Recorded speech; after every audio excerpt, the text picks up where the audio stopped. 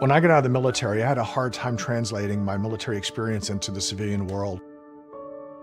I'll be honest with you, if it wasn't for my wife, I probably would have been that homeless or impoverished vet.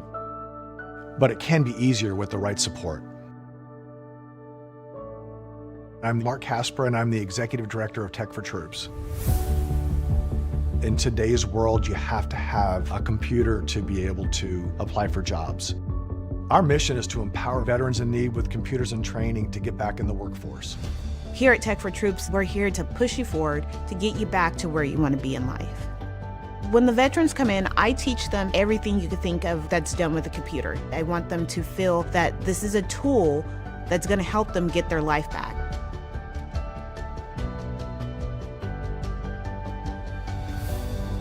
I went into a kind of a deep depression. Eventually, I lost my job and I was out on the street. The computer was able to connect me to the web, and I was able to start putting resumes out. And you have to have these small building blocks to get from point A to point B. I'm not worried about employment anymore. The need is great, and we want to be able to support our veterans across the nation.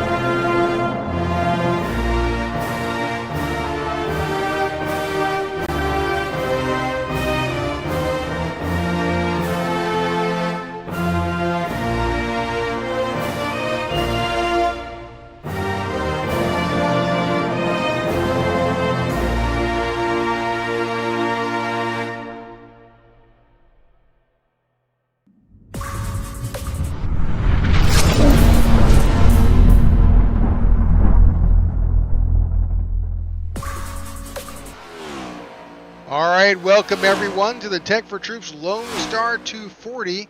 Thank you for tuning in to the IWM broadcast of the Tech4Troops Cup Series. I'm Rick Souza, joined here in the booth with my co-host John DeRudris. And John, this is Texas, mile-and-a-half track. This should be interesting. Yeah, it's go big or go home time for a lot of these drivers, and I'm very excited for tonight's race. I love Texas because Turn 1 and Turn 2 are very different than Turn 3 and Turn 4. So mastering this track is going to be a battle of attrition, especially when we expect to have roughly 30 to 35 laps on the tank of gas. And at that rate, we are going to pit anywhere between 4 to 6 times tonight on this mile-and-a-half at Texas for the Tech4Troops Lone Star 240. Right now, gosh, Jeff Narin back on top of the board. Rick, let's talk about him really quick. He's been on a tear this season for NB2. He has. He's just put up the points and has just been out there just kicking butt. There's Mr. Castro, our runner-up finisher last week in that nice chrome, gold, and white paint scheme in that number 25. We'll see what he's able to do. Sling it off Turn 4. We know he's good at qualifying. Let's see if he makes his way up to the front. There he goes. I called it there, Rick. Hermes Castro to the top of the board. Well, let's talk about this race. We've got a 160 laps here. Let's bring up that race information. All righty, 160 laps, 60% fuel here tonight. Tracks at a nice 75 degrees, so that means theoretically lots of grip. One quick repair, as always, 5 sets of new tires in the box. 3 green-white checkers. And tonight, our Tech4Troops scheme skirmish is a little bit different. it is double or nothing. We're going big. The prize pool is doubled for tonight's Tech4Troops Lone Star 240, as well as an Owl's Nest Racing Pole Award as well. So Team Skirmish, double the money in for that award there. So we'll bring Jason in a little bit later talking about that, see what his pick is for this week. But right now, with a few minutes left of qualifying, it looks like Aramis Castro is at the top of the board. Well, what John, obviously you're talking earlier about what it takes to get around here, but let's cover your keys to this race. Absolutely. So top 3 keys to master this lovely track we call Texas. It starts with turn 1 and turn 2. You cannot mess up turn 1 and turn 2. It'll ruin your momentum down the back and into 3 and 4. Plus, you can't overdrive 1 and 2. That is also a big portion of this racetrack. You have to treat it differently than 3 and 4. It's an odd corner. It's a very wide corner. And I believe, if I'm not mistaken, doesn't it have progressive banking? I believe it does as well. I believe so. So you can run the bottom, you can run to the top, you can kind of diamond it if you want to. And you can do it in many different ways. So that's key number 1. Key number 2 is pit strategy, and it ties into my key number 3 of conserving tires. I think pit strategy is going to be a big factor in tonight's race because of the fact that I predict that we're going to have a lot of green flag runs. So pit strategy and getting on pit road late in a run is going to be key, as well as getting on and off pit road cleanly is a key as well, because we've seen some pit penalties here in past races where it's bitten some of the best drivers. Third key to the race, as always, you have to conserve tires. I'm a big fan of conserving tires. You cannot overdrive 1 and 2. If you do, you're going to ruin 3 and 4. You're going to ruin your set of Goodyears. But right now, it looks like we have the field lining up on pit road, which means we are about to get this race underway, and that pace car is about to drop off. And the Owl's Nest Racing Pole Award goes to Aramis Castro. It sure does. Speaking of Aramis, let's just quickly run through our points champion right now, where our points are lining up. These are teams, so we've got 11 teams in right now. NB2 Motorsports currently sits atop that, with Average Joe sitting 2 teams, sitting 2 and 3. 43 Racing sitting in 4th. Dark Tempest in 5th. Retro in 6th. Ghost in 7th. SEM in 8th, DCR in 9th, ONR in 10th, and Redford Racing in 11th. And just quickly with our points, Mike Slagner sits atop the leaderboard. He is currently at 149 points. Ty Bostic in 2nd, Bullard in 3rd, Barletta in 4th, tied with William Mann Jr. and Jeff Nairn. That's your top 6. Ryan Pittman is currently in 16th on the bubble. We've still got some racing to go, but Sammy Harrell is nipping at his heels, separated only by 1 point. In fact, between the 20th position and the 16th, it's only a matter of 8 points. Yeah, it's tight. It's tight, Rick, for these point standings, and we'll see how this race plays out here tonight, see if Jeff Nairn can get a win. But, ooh, love that old Spice car, by the way. A lot of good paint schemes on the board. But let's take a look at our starting lineup for the Lone Star 240, brought to you by Tech4Troops. Aramis Castro on the pole with Ryan Pittman in 2nd. Luke Bullard, previous winner of the season, in 3rd. Jeff Nairn to his outside in 4th. Zach Ward in 5th with Zachary Allen starting in 6th. Christoph Hall, another great starting position, in 7th. Grant Altizer in 8th. Joey Doucette starting in 9th. And Ian Ogden rounds out your top 10. Mike Slagner, your current point leader, sits in 11th. David Clayman on the outside is currently in 12th. In 13th, Ty Bostic on the outside, Russell Keats. In 15th, Tyler Peebles. And 16th, William Mann Jr. 17th, Austin Habel. And 18th, Harley Barletta. In 19th, David Watts. And in 20th, Maurice Burnett. Starting in 21st, Evan Amick. 22nd, John Ledger. Bobby Gibson rounds out our top 23 with Rodney Uberpacker starting in 24th. 25th is Marco Berube. Jeff Nini starts in 26th. Mark Hanna rounds out our top 27 with Sammy Harrell to his outside in 28th. Matt McComas, Alonzo King, and Brandon Redford round out our 29th, 30th, and 31st place starting positions. Rick, go big or go home. It's that time here in the Tech4Troop Cup Series. They're about to enter the Geico restart zone, and we have green flag racing at Texas. All right, 160 laps of heart-pounding excitement here, folks. And Aramis Castro is right there, leading these guys through turns 3 and Texas. I'm sorry, 2 and 3 on the back. Just kind of lost my place there for a second. Little vertigo. Yeah, we're actually running the race in reverse today. We're going to run the opposite direction. There we go. We have three wide out of turn 3 and 4 right now. They cleared that up in the back of the pack. Aramis Castro leads lap number 1. You know, this is a strategy that typically we don't see at Aramis. Typically he kind of starts in the back and wakes his way to the front. But I think after what happened last week, Rick, he's like, yeah, forget that. I wanted to go to the front and stay in the front.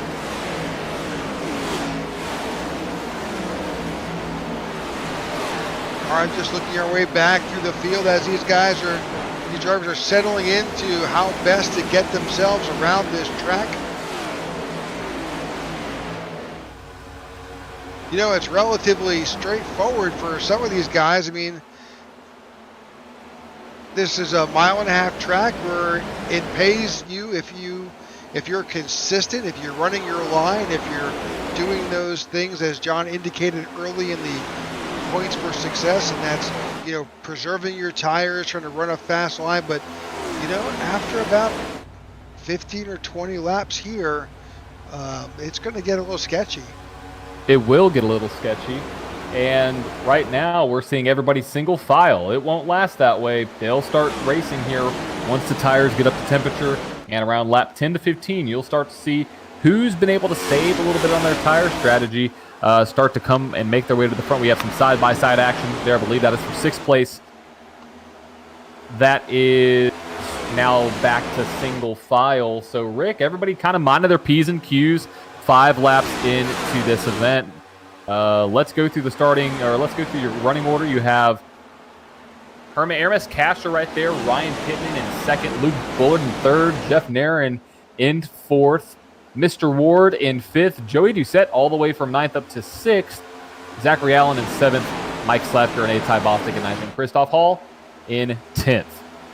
Yeah, as you said, some big movers with Joey Doucette +3, Ty Bostic too, also +4. Austin Abel has come up. He's picked up 4 positions from starting 17th now up to 13th, and those are your big movers so far with just 6 laps in. Yeah, we got some side-by-side action right there between the 7 machine of Ward and the 27 of Narin. They've been battling side-by-side for the last lap. Now here comes Joey Doucette to the inside. Joey Doucette has been surprisingly not consistent this year. It's very different from what we saw last year, Rick, and I think that's a matter of this league. We're getting better. Every driver is improving, and the competition is starting to level out. You know, we've kind of seen that even, I mean, outside of Hendrick Motorsports in the Cup Series a little bit. Oh, car loose on the bottom. Don't know who that is. Not sure who that was on the back of the pack. White and blue, I believe. Could that be 88 machine, possibly? Or the 29 of William Mann Jr., not sure. One of those two. But back to what I was saying. Oh, car on the wall. That's a 26 of Berube, if I'm not. No, that's not 26 Berube. Rodney Uberpacker. So, yeah, I mean, we've seen the field. I mean, 5 different winners so far this year, and that's been the tale of the season. I mean, that's huge because going into the playoffs, that means that everybody is almost at a level playing field, and you've seen NB2 really get to the front of the field and stay there. Speaking of the front of the pack, we have a busy 2nd through 6th right now. There's Joey Doucette going to the inside of Ward there in the 1 and 2. Well, you can see that the 2nd place car of Ryan Pittman is has closed that gap between himself and Castro. Pretty much Pittman, Bullard, and Doucette, and really the top 7 are right there, nose to tail, running nearly the same lines. It looks like the 3 of Bullard is a little bit loose. Here comes Ryan Pittman to the bottom, followed by that number 3 machine. Is this the strategy? Is this what we typically see? I think it is. Oh, yeah, this is exactly what we've seen. Yep. Aramis gets his lap sled. He gets in there. He starts on the pole. And then he kind of, he backs off a little bit. Saves his tires, and especially here with just 10 laps in, and worries about managing his race. Exactly. It's a typical race from Mr. Castro there. And what I've noticed right now, every car seems to be fairly tight, except for that 3 machine of Bullard. Luke Bullard looks to be a little bit loose coming out of 4. We've seen some cars lose it going through the grass and practice off of 4, but he seems to be the loosest machine on the track. So we'll see how that plays out as Aramis Castro fills in right there in 8th place. But with 11 laps complete, now 12 laps complete, Ryan Pittman back up front. Oh, big hit. Not sure who that was behind Naren. I believe that was the... Ian Ogden was right there. I think it was Peebles that smacked. Oh, 21 spinning. Speaking of Ian Ogden. Rick, did you just jinx Mr. Ogden there? I hope not. But caution is out. First caution of the night. Let's try and see just exactly what caused that. We're focusing on the 21, and he's running that lower line, and just like he just kind of overdrove it a little bit and grabbed that. He held on to it. What a good save. I mean, he kept it off the inside wall and kept it off the outside wall.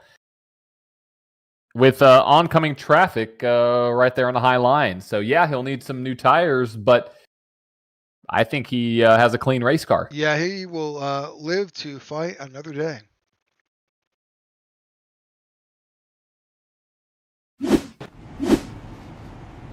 So 13 laps complete here. We What got more wrecking under caution. Uh-oh, coming out of 4. What happened there? Coming into 3. There's Bobby Gibson on the bottom.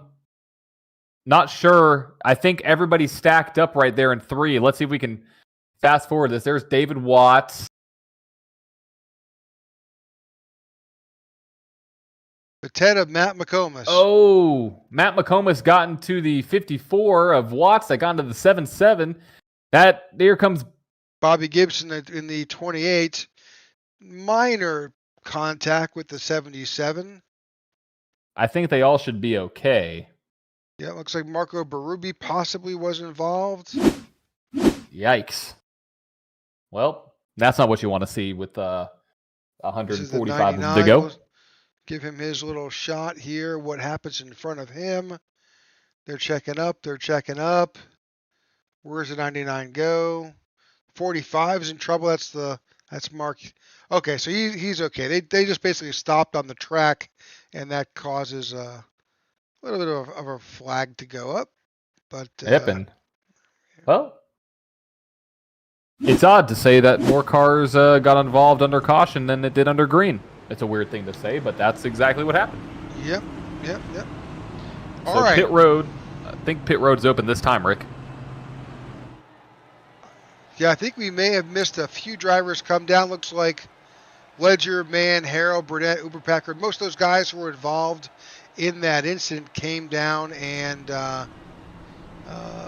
based on the times, got tires.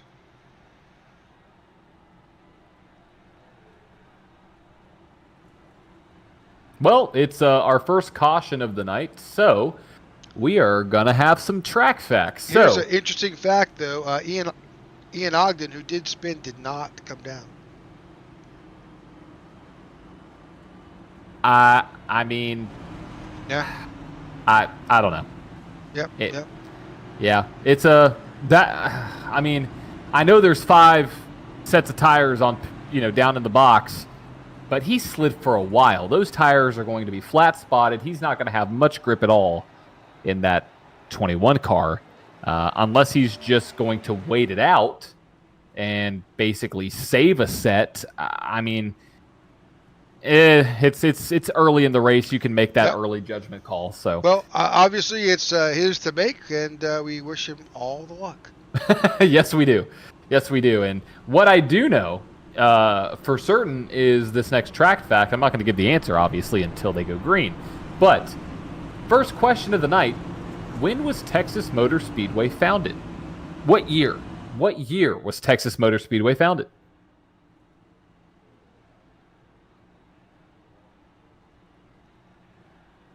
All right, we put that question in the chat. We'll see what what happens and who comes back. But right now we're under our first caution of the night. And again, we thank you for tuning in to the IWM broadcast of the Tech4Troops Cup Series.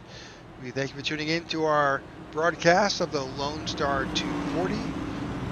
Over 30 drivers here competing tonight on a 1.5 mile oval.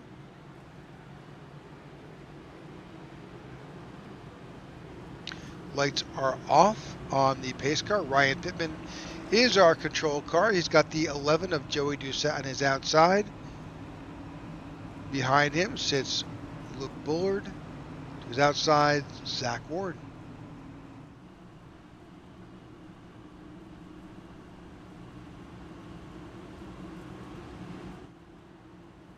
Let's see what Mr. Doucette can do on that outside line. If he can get a good jump and stay up with that number 08 machine of Pittman, you may see Joey Doucette take the lead out of turn 4 if he's able to get a good run.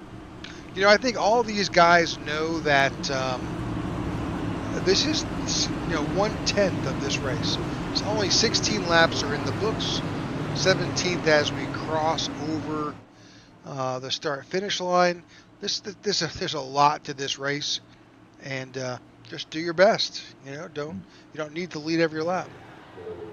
You don't need to lead every lap, and that's a very good point. So we'll see how this plays out as the pace car drops down.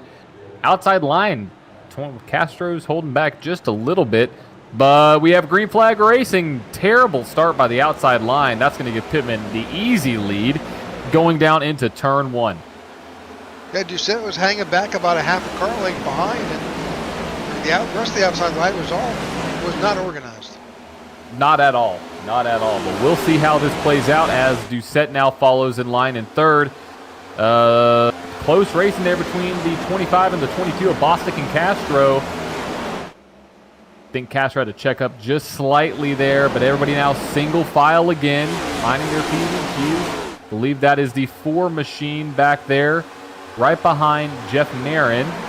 So yeah, we're all single file again here at Texas.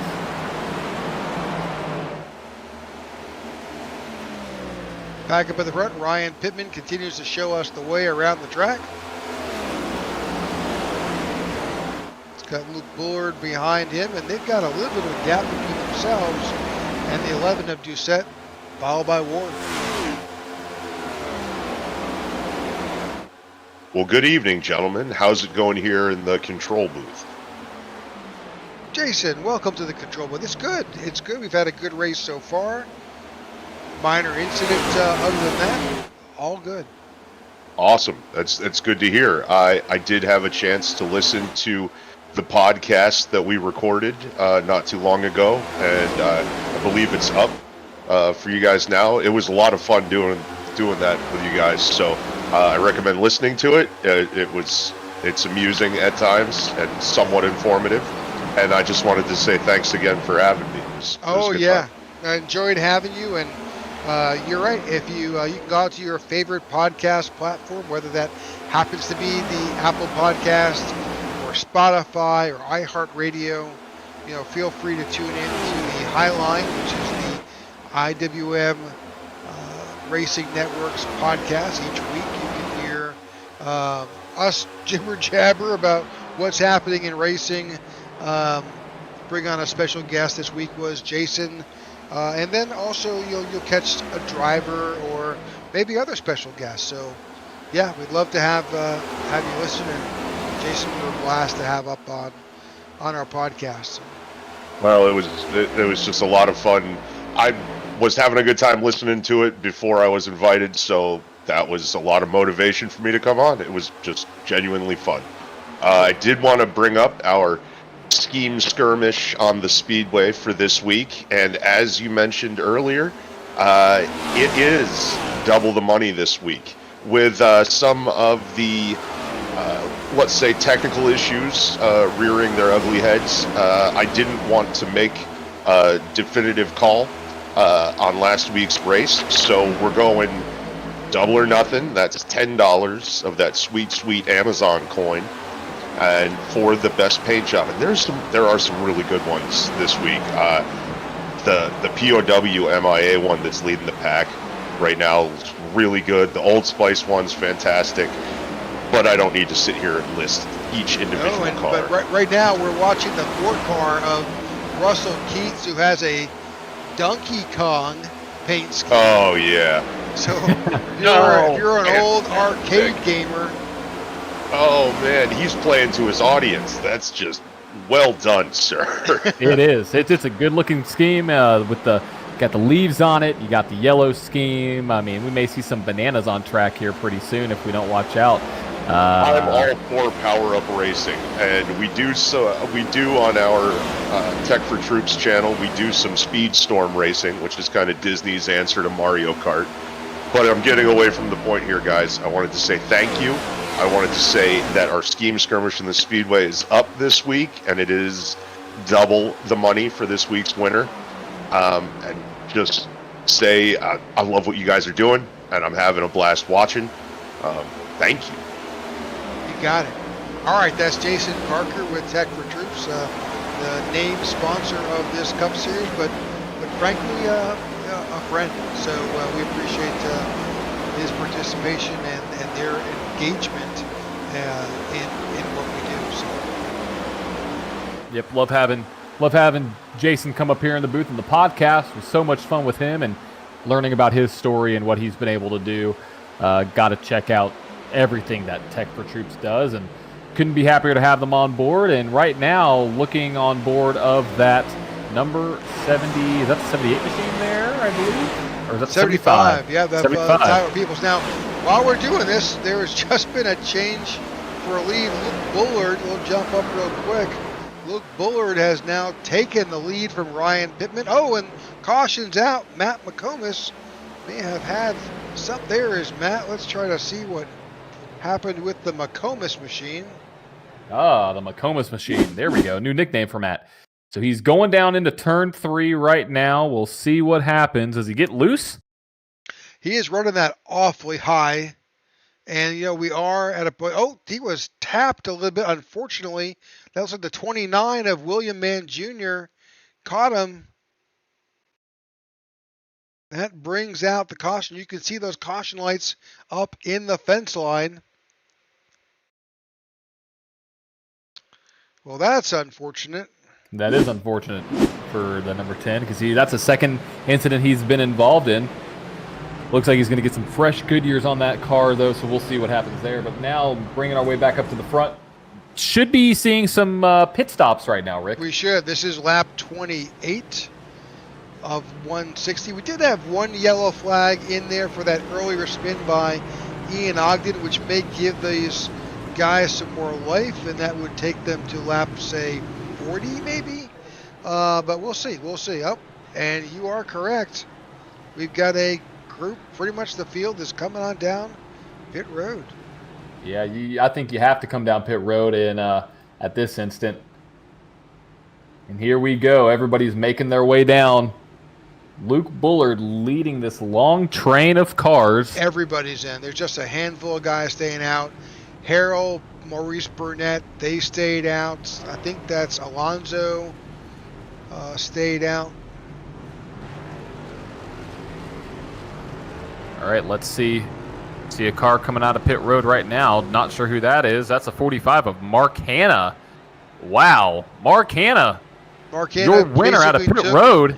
Looks like from basically his time, that's an 11.53 stop. That tells us he got fuel and maybe right side tires.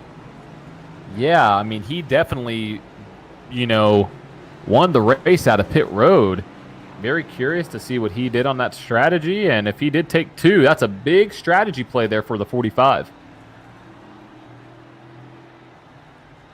Well, since we're under caution, I might as well give the answer to that previous question. So, what year was Texas Motor Speedway founded? Well, that year was 1995. 1995. Now I have to come up with another question. Who won the very first Cup Series race at Texas Motor Speedway? Make it easy. I don't know if that's easy, but...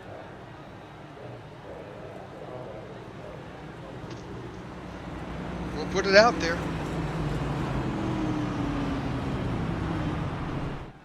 And you All can right. answer it in any way you want. Lap 30 is in the books. Currently on this restart, right now sitting up on top by virtue of the fact that they chose not to pit is Sammy Harrell and Maurice Burnett. David Clayman is up there, and Mark Hanna, your top 4. Did Mark Hanna not stop? You know what, John? He did not stop. He just may have come down pit road, or we thought that was somebody else. But it shows here he did not come down pit road, or did not stop.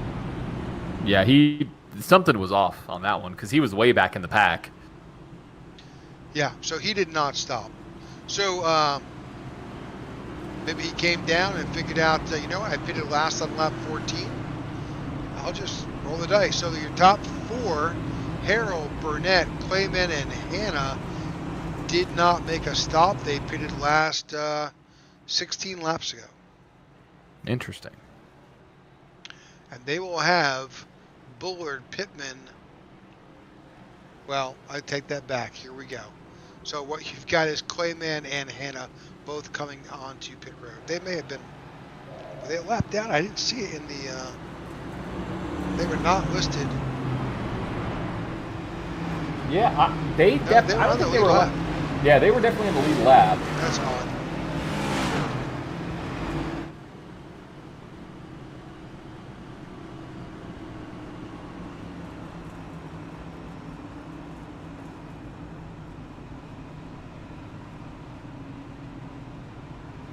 All right, 130 laps to go. Lap 32. When they cross the stripe, the lights are out on top of our pace car, which means we'll go back to green momentarily. Sammy Harrell in the 42 will be your control car. We'll see if that outside line can actually get more organized this time around. They have to. They have to do something because it's definitely going to be a matter of who can get a good jump, because that outside line does have some speed, especially coming out of turn 1 and 2. But what I'm kind of worried about is the cars that did not come down pit road. How long can they stay at the front of this pack? Well, we're about to find out. You have the 88 there of Burnett. You have the 42 there as well. Pace car dips down. Well, they're holding back the whole field, which means those guys are going to be right behind them. Here we go. Green flag is out, and not a good restart by the second and third rows.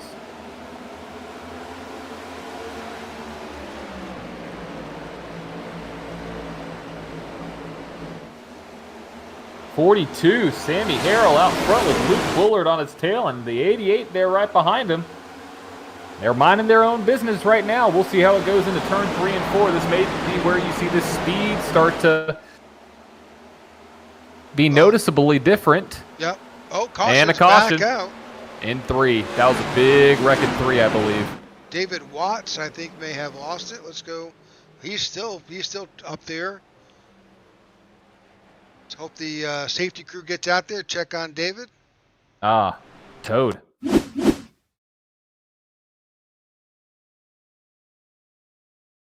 Oh! Matt McComas down into the 54 multiple times. Uh-oh. Yeah, that's that's a problem. I'm seeing shades of Monday night, Rick. Yep. Let's All right, let's move on. So, the answer to the first question, or the second caution, who won the very first Cup Series race at Texas? That is good old Jeff Burton won that race. And now I got to come up with another track fact here.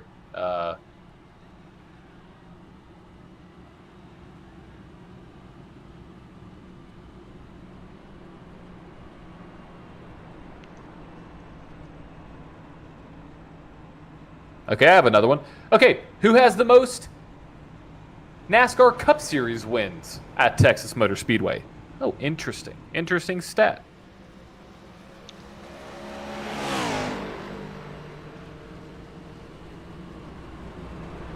Who has the most cup wins? Interesting.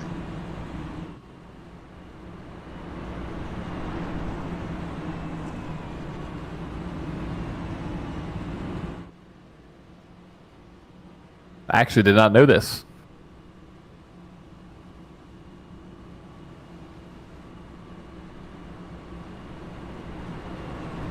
To give you a hint, he's won here 7 times.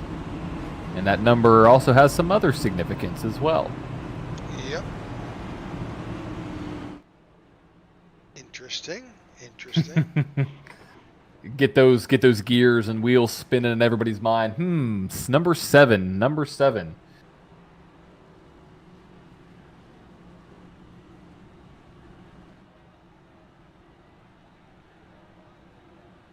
But this puts us under caution for the third time with 126 to go. And Rick, you know, one really cool thing I love about Texas Motor Speedway, it looks like the caution lights are racing down the track with the cars. I love that. Yeah, it's very cool. And the fact that iRacing was able to recreate that, even more cool. It's incredible. It's incredible. And, you know, we talked about this in the podcast. If you haven't tuned in, you have to go back and listen to this. But the FIA has announced an agreement with iRacing to bring F4, Formula 4, to iRacing. Rick, this is huge for everybody. Yeah, I think people just say, iRacing. well, it's F4, it's not F1, but I really think that this is the beginning to a much bigger relationship with iRacing and Formula One. Oh, I mean, Rick, if all I gotta say is if they are able, if the FIA, if Formula One and iRacing, if they're able to make a deal and bring the McLaren, bring a Ferrari, bring those big manufacturers to create a car. Oh, got some blinking going on. Yeah, that's Luke Bullard. That seems to be a challenge we've faced multiple times. Yeah, and if they're able to bring some of those big manufacturers over to iRacing, you are about to see the iRacing servers overload with those kind of fans because, I mean, they have the Mercedes. You know, that's a one-off car, and you can only run against other Mercedes there and open-wheel Formula One series basically here on iRacing. But to have an FIA-sanctioned car and have that agreement, you're right there with it, Rick. It's going to be big, especially for the future. So I'm looking forward to it. Looking forward to get that car and turn some laps in it. All right, looks like we're beginning to form this field back off. Form this field back up. The lights are off on top of our pace car.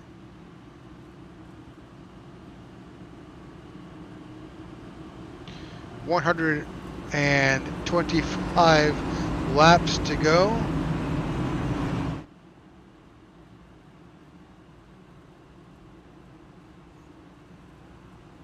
Got a car. Is that up against? Is that air mess in the wall?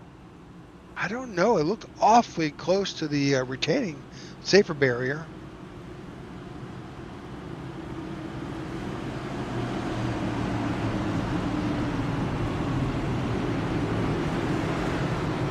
All right, 36 laps in the book.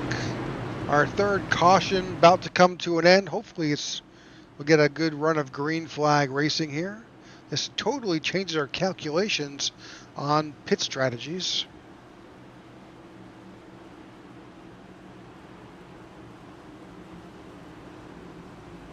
Here we go. 42 is off, and the 08 did not shift. The 08 stacked up the outside line. Oh my gosh. That's playing havoc with that outside line. At that point, the whole field is a little bit discombobulated. Let's go back, take a little mid-pack shot here. Oh, yep. A lot of cars. Yep, 2 and 3 wide, further on back in the pack. As they make their way around, there's the 99 up on the high side. That's Marco Berube. Definitely running wide, nearly tagging the wall. like we're getting a little bit more organized here.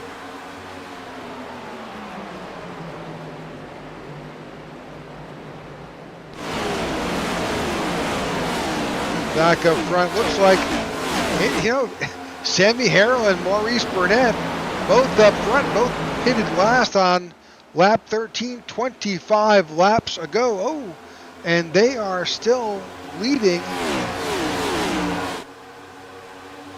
I mean, I guess we haven't had that many laps under green since that first caution wave, so this could actually pay massive dividends for those two drivers being able to go to the front. I mean, Sammy Harrell leading the race. Those are playoff points right there.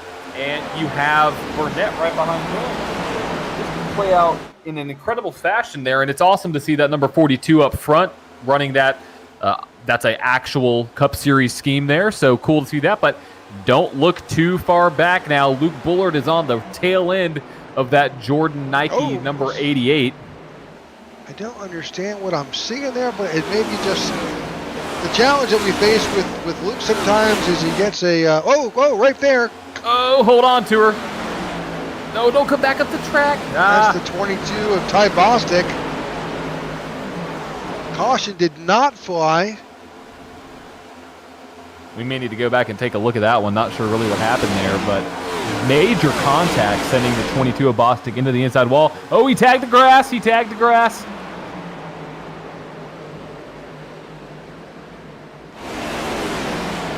I think we may just need to stay here for a second. Yeah, there's a lot going on back here mid-pack. We're trying not to miss. He's way down low here. He's definitely going to come down pit road. 22 of Bostic. Yeah, he pitted last on just recently. That's on lap 28. And we got a pass for the lead. Let's go back up to the front. Joey Doucette passes Sammy Harrell there for the lead. Well, that's not an unfamiliar name out in front, is it there, Rick? Not at all. We've seen Joey up at the front numerous races. But it was just a matter of time. Joey pitted last on lap 28 with the rest of the field getting by Sammy Harrell and Maurice Burnett, who are admittedly on some older tires. Someone just in the grass a second ago. Oh, that was close. That's the 75 of Tyler Peebles. He cut the corner on, I think, both parts of that front stretch. There's a lot of stuff going on, Rick. There is a lot of stuff going on, is right. I mean, that's the best way I can put it. Just stuff. There's a lot of. Oh, he's sliding up the track a little bit there out of 4. Let's hope he can keep it off the wall. And he does. Right behind him, there's Aramis. Is Aramis going to make it 3 wide? I don't think so. No, in fact, is backed out a little bit earlier than. So Tyler is driving it definitely harder into that corner.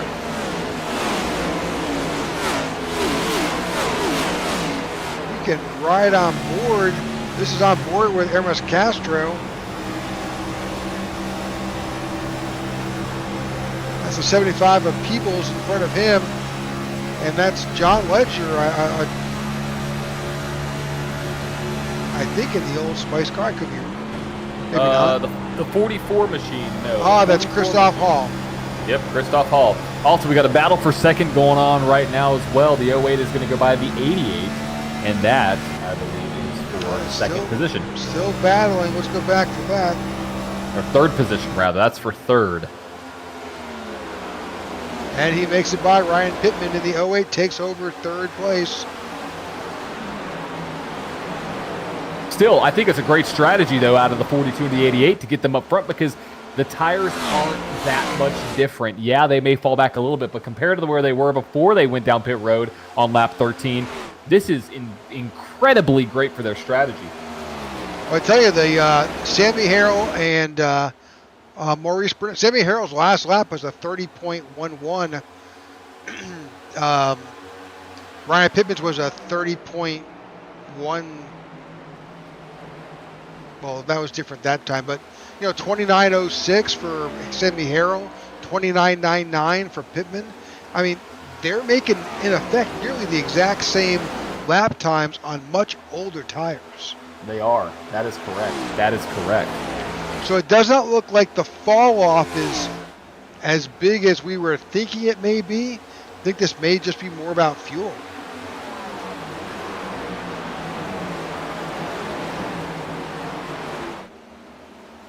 Well, with 48 out of one, man, that went by quick. Last time I remember, it was like lap 26 there, Rick. But with 48 out of 160 complete, we have a winner that was in victory lane very often last season with Joey Doucette out front. And let me just say the answer to that question, who won, or who has the most wins here at Texas Motor Speedway? Well, I gave a little bit of a hint. He won here 7 times, and that number is very significant to this driver because it also matches the number of championships he's got. Rick, any clues? Any idea about who that may be? I'm pretty sure it's a guy with initials JJ. That is correct. Mr. Jimmy Johnson himself won here 7 times. And did you actually know? I didn't know this. This is a bonus trivia fact for all you trivia nerds out there and NASCAR fans, obviously. Do you know who has the second most wins here at Texas Motor Speedway? Any guesses, Rick? I'm thinking it could be another Hendrick driver. Not entirely. No? He actually is most famously known for doing backflips off his window. So that would be the number, well, I guess multiple numbers, the 99, the 19, depending on how you want to look at it. Carl Edwards. Carl Edwards has actually won here 4 times.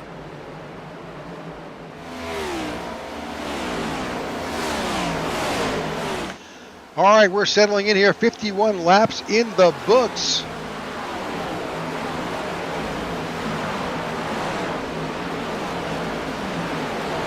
.51 laps in the books, and we're a third of this race is complete.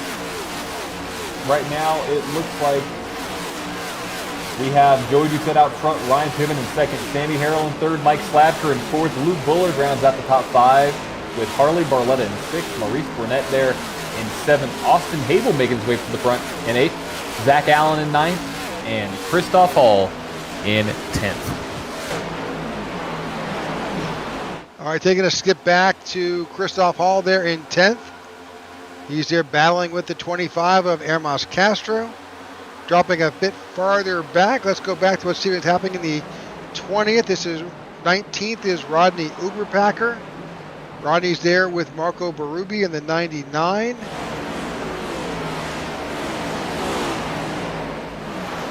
Back at the tail end of the field, we've got Grant Altizer, Evan Amick, Mark Hanna.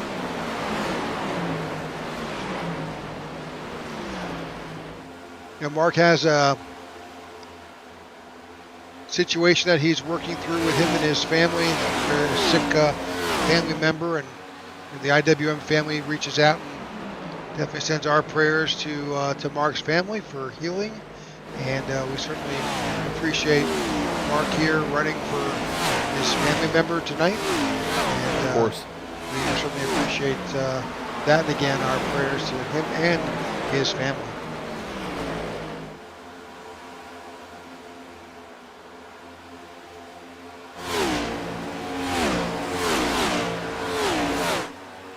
All right, back up at the front. Joey Doucette, and we'll bring up our tower, has now extended his lead to well over a second and a quarter over second place Ryan Pittman. Luke Bullard continues to have some connection issues, but he is staying in it. As you may have seen, Luke sometimes will appear and disappear and appear again, and that's basically his internet connection not holding up, which makes it tough on the driver, and sometimes even tougher with those folks around him. Exactly, because you never know where he's going to appear on the track. You have no clue. And if you're there at the wrong place at the wrong time, you may end up in the wall, or you may be putting somebody else on the wall unintentionally, of course. So back here, you got a little bit of a battle between the 6 of Austin Habel, the 24 of Zach Allen, and Hermas Castro, all right there battling for position. That's for 7th and 8th. Yeah, we are seeing some battles form right now. Here comes Aramis Cash. Wow, he got close coming out of turn 4 there. But this is what he does. He is the long run king. He is the Kevin Harvick of the Tech4Troop Cup Series. He's always there at the end. Speaking of Harvick, I think he could may get a win this weekend. I don't know. I have this odd feeling about Harvick right now. Speaking of getting to the front, there's Castro going back down beneath. That is Austin Hable there, trying to make the pass, moving into P7 possibly. Here's another battle a little bit farther back. Let's try to get back there. So right here, you've got Tyler Peebles. He's got Jeff Nairn, John Ledger. Get farther back. He's battling towards the mid-pack, 17th, 18th slots with Rodney Uberpacker, Grant Altizer, Marco Berube. Sammy Harrell had finally basically said it's time to pit after pitting last on lap 18. That tells us a lot about fuel. Yes, it does. Yes, it does. I mean, granted, we had a lot of yellow flags, but thanks for reminding me. So, folks, we'll continue with this live action here. You won't miss anything with the Tech4Troops Lone Star 240, but we will jump to a commercial. We'll be going side by side. You won't miss a thing. When veterans get out of the military, a lot of them don't know how to translate their skill sets into the civilian world, and they lapse into poverty or into homelessness. But it can be easier with the right support. At Tech4Troops, our mission is to empower veterans in need with computers and training to get back in the workforce. We want to be able to support our veterans across the nation.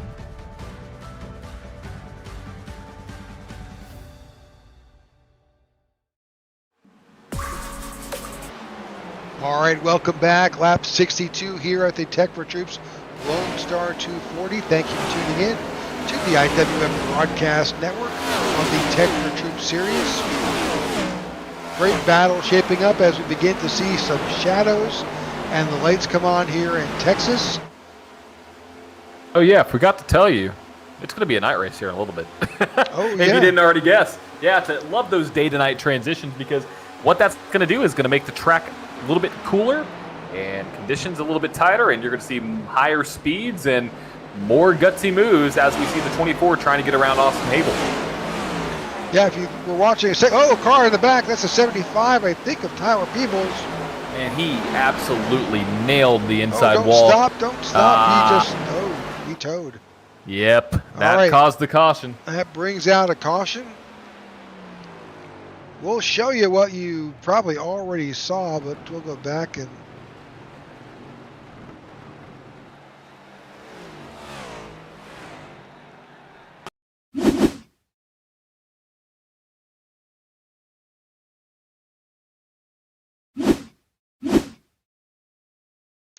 Well, trying to get to it.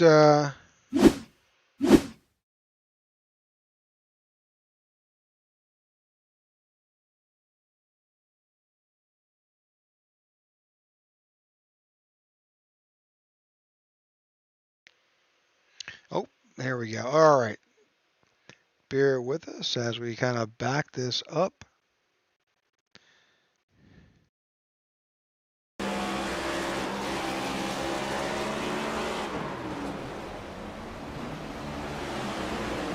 Yep, just definitely clocked that wall. Got a little loose.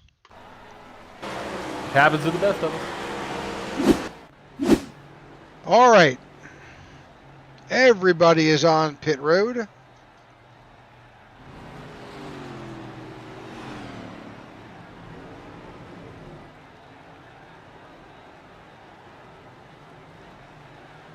As we would expect.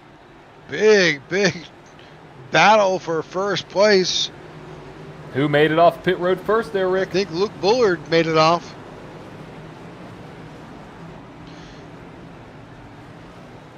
All right, we're going to take this opportunity to go to a quick commercial while we're under yellow.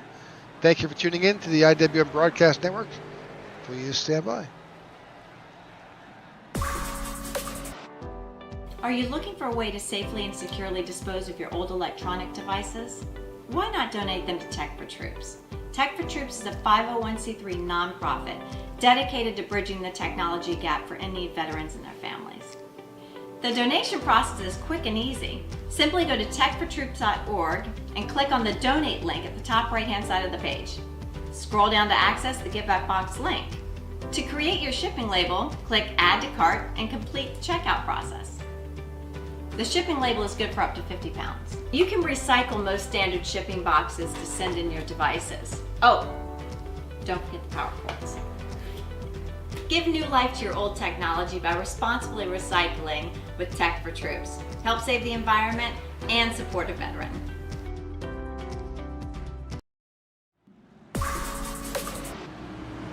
All right, welcome back.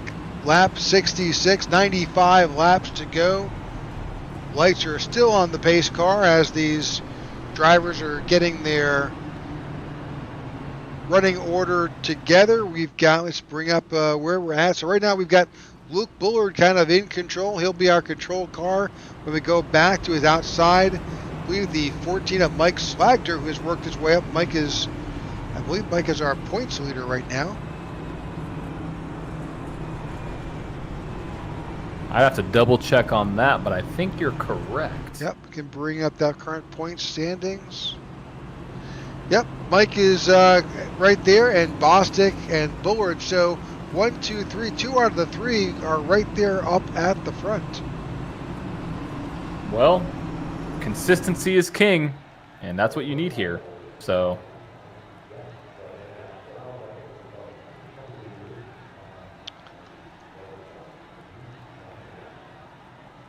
all right, we're still under caution here. Guess we've got a number of drivers who are currently going to get a wave around.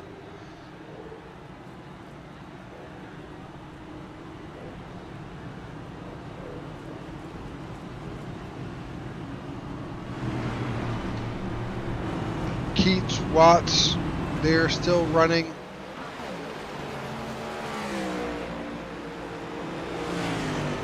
Guys get their wave around. So right there at the front, you've got Luke Bullard on the inside, Mike Slagter to the outside, Doucette, Barletta, Pittman, Castro, Hall, Austin Habel, Ledger, and Zach Allen, all that's 1 through 10.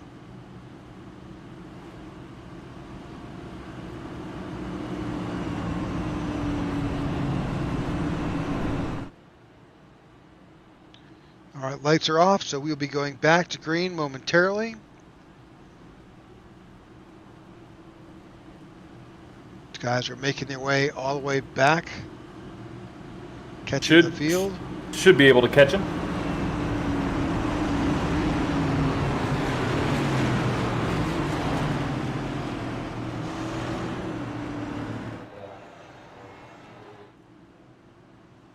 All right. Pace car is about to dip down. 94 coming to 93 to go. Bullard, Slacker, Pittman, Doucette, Barletta, Castro. Your first 3 rows. Can Bullard get another win? Well, he just got a great restart. Green flag back in the air at Texas. And Bullard out to the point. 14 of Slacker dropped down, kind of stalled out that lower line with Ryan Pittman right there. Kind of took the edge off and set himself up for a good position. A lot of movement in the back of the pack. Not sure we were dancing. There was something going on. That's Castro moved up to third. Got Ryan Pittman right behind him. Joey Doucette, Barletta. We are still 2 and 3 wide as these drivers begin to find their place on fresh tires and a full tank of fuel.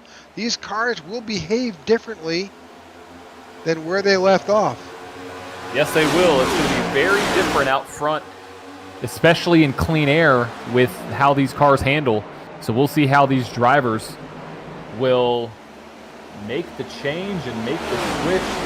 Right now, you have a battle for the lead going on between Slatker there and Bullard. You know, Slatker, he has been on a tear, like we mentioned before. He is the current point leader. He's looking for a win.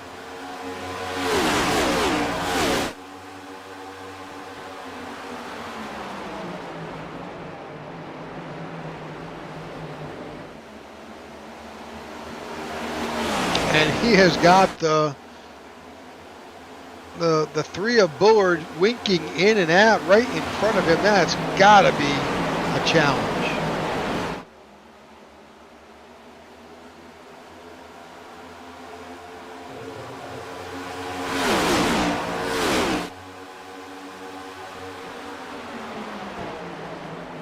If that's the three of Bullard, that just kind of drops off for a second, pops back up. You just don't know where he's going to show up. He's gone now. He's Yeah, this is dangerous. In the back of the 14.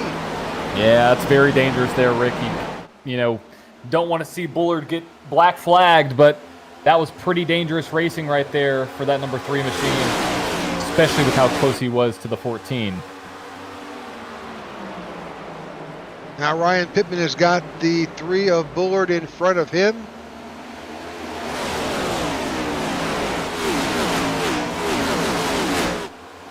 A little bit of contact in the back with the outside safer barrier.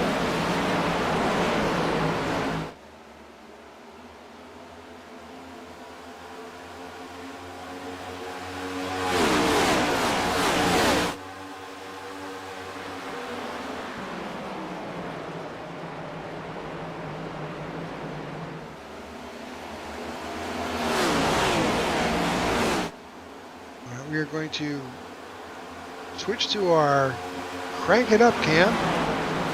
Let's do it. Let's crank it up.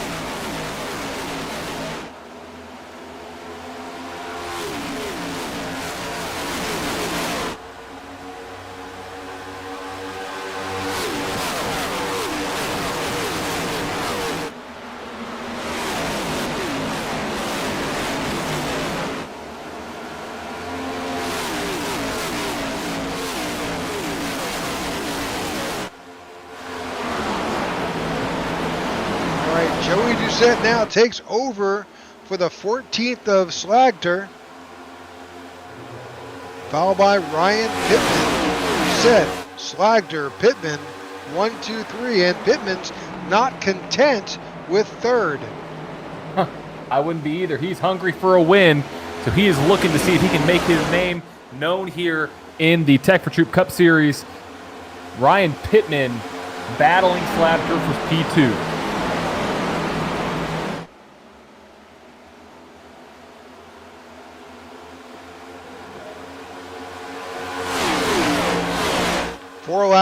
Three laps away from the halfway point here in Texas.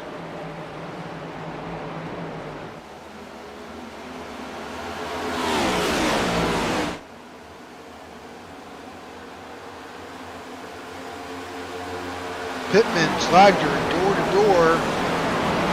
They've been battling like that for a couple laps now, Rick. They sure have. And, you know, Doucette loves seeing that because it's like, all right, guys, come on, keep on battling. That's fine. And the more you battle, the farther I get away.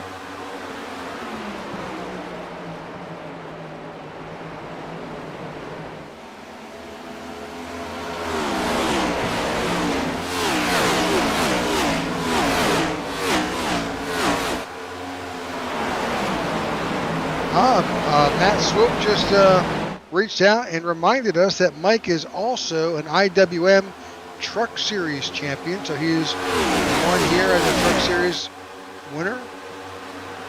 Of course. So he definitely has a vast array of experience here with the series.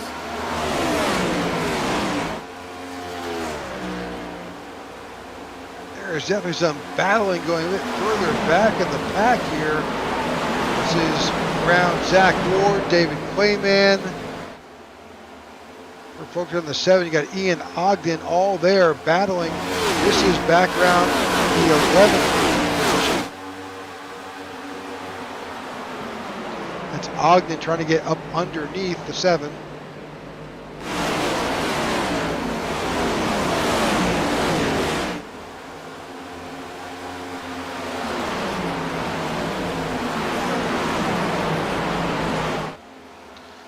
Back up front, Mr. Pittman has worked his way around the 14 and now has his sights set on the 11 of Doucette. He does. Doucette better watch out. That 08's been up in the front the majority of this race. You may see some battles going on between that 11 and the 08 here pretty soon. Don't count that car out. Well, don't go away. We're going to take a quick side-by-side commercial view. We'll be right back.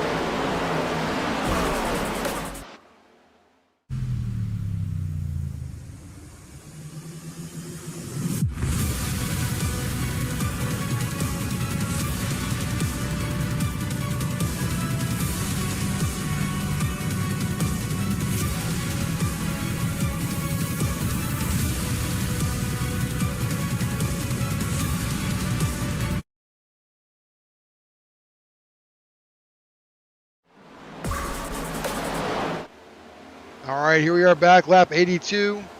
79 laps to go. Doucette, Pittman, Slagter, Bullard, Castro, that is your top 5.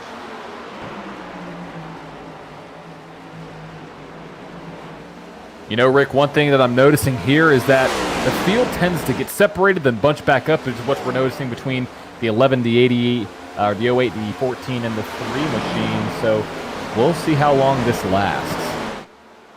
27 competitors still on the track.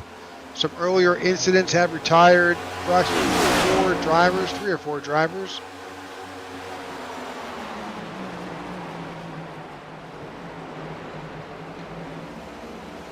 Jeff Nini is returning to the track. He was coming out of the pits.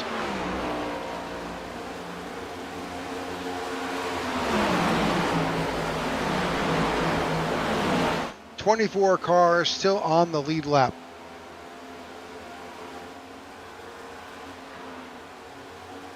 I'm wondering where we're going to see if there will be some issues with lap traffic. Let's bring up that track map and see if we have any info. So it looks like that 11 will make its way around. I guess that's the 80 of Alonzo King. And the 40 of Jeff Nini.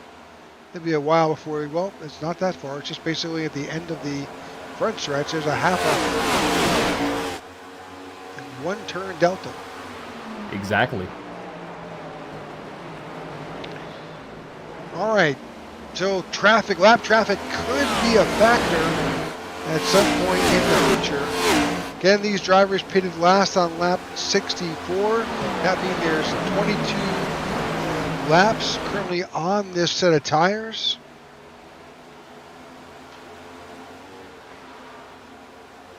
So we're thinking maybe fuel is a 40 lap stop? We don't know. We haven't seen a green flag stop yet. We have. I think we could start to see some now. I think the jitters are out of these guys, and I think we're going to see some good green flag pit stops here fairly soon.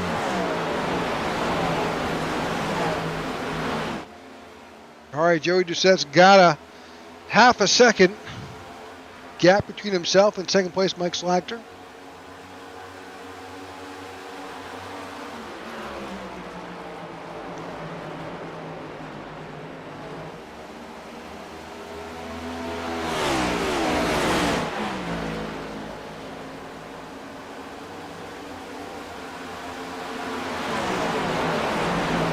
Further on back in the field, where they got some initial battles. Get back here, you got the 24 trying to work his way under the 6. That's Austin Habel in the 6. That's Zach Allen in 24. That's our next battle that we see happening in the field. These guys are battling for the 8th spot. You know, the 6 has just got a whole different line, doesn't he? He does. It's a very interesting line, but it seems to be working there. He's running there into the top 10, been there ever since, kind of 20, 30 laps ago. So we'll see what that 6 can do. We know that we have some guys that can run that high line. One very good driver is the number 25 there. Aramis able to do that. So we'll see what he's able to do. Battling back behind him, that's Zach Allen, Zach Ward. A lot of, again, still try to get additional position and crack that top 10. That 7 of Zach Ward is your 10th place car. He's got the 17 of David Clayman and the 21 of Ian Ogden on his tail.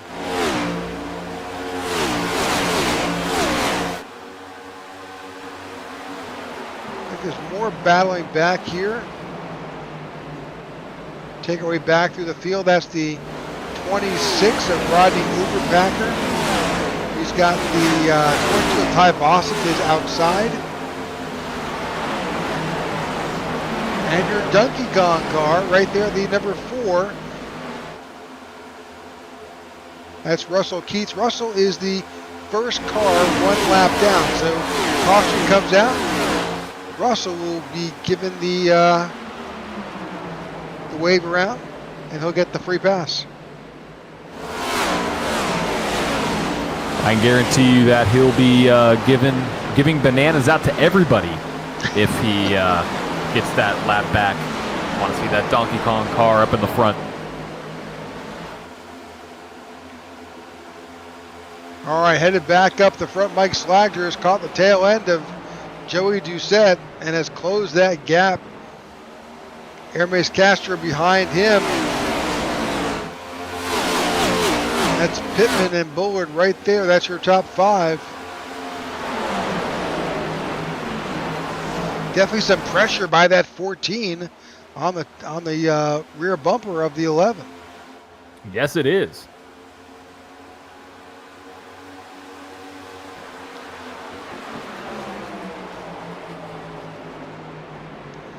Lap 94, 67 laps to go here at the Tech4Troops Lone Star 240. We again thank you for tuning in to the IWM Broadcast Network. Whether you watch this live tonight or you may save it and go back to it tomorrow or another day, we appreciate you tuning in. And we ask that you like and follow whichever stream you're watching, Facebook, Twitch, YouTube, and stay up to date not only on what's happening here on our weekly races each and every Wednesday night, but also when our podcast will drop. Big battle for the lead here. 25 Yes. of Castro. Here we go. Let's see what Castro can do. We know he's good on the long run, and Rick, I call him the closer for a reason. Hermes Castro now back up to the point.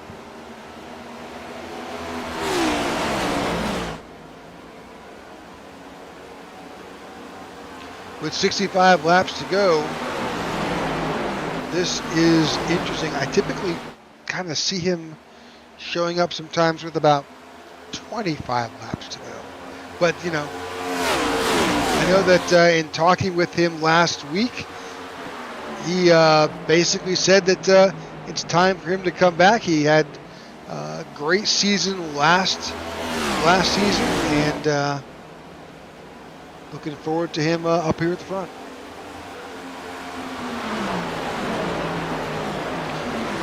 See Mike Slagler in that 14 challenging Joey Doucette. Had a great run on that last lap. Trying to find his way around. Of course, that 11 is making sure he stays as wide as possible to try and thwart that effort.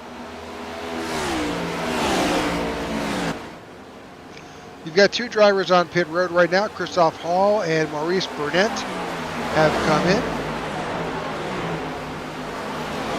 Based on our calculations, these guys have 34 laps on this set of tires and fuel. So we are seeing some green flag pit stops. Nearly a 3-way battle here for second.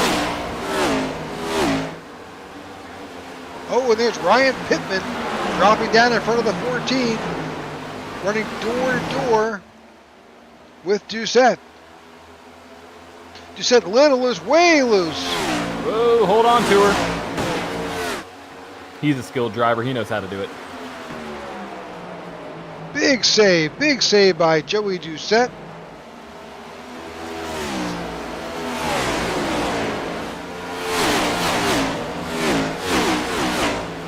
Field is really stretching out now.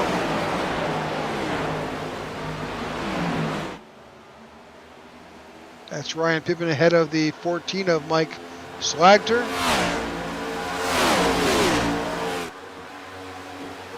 And nearly the entire field is spread out over 3/4 of the track. We are seeing more green flag pit stops. We've got Sammy Harrell, Grant Altizer, all in the pits at this point. Well, Rick, you know what this does? This is gonna put them at one more stop after this next stop that they make. So they can't make it to the end. They have to pit an additional time. So I think pit now, split it in half. Oh, passing the grass. Ryan Pittman through the grass. Ward, Hable, Allen, Ogden, all in the pits. I think we just had a pass in the grass moment there, Rick. We did. We saw.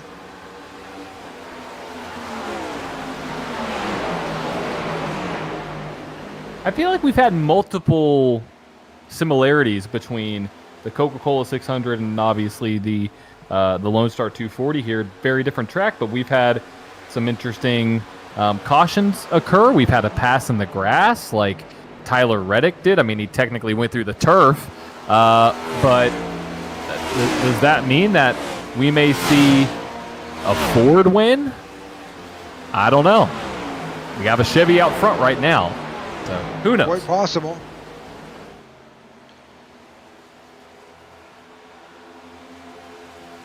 We're keeping our eyes currently on this lead group.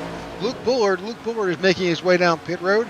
It is time. We're watching these lead cars make it.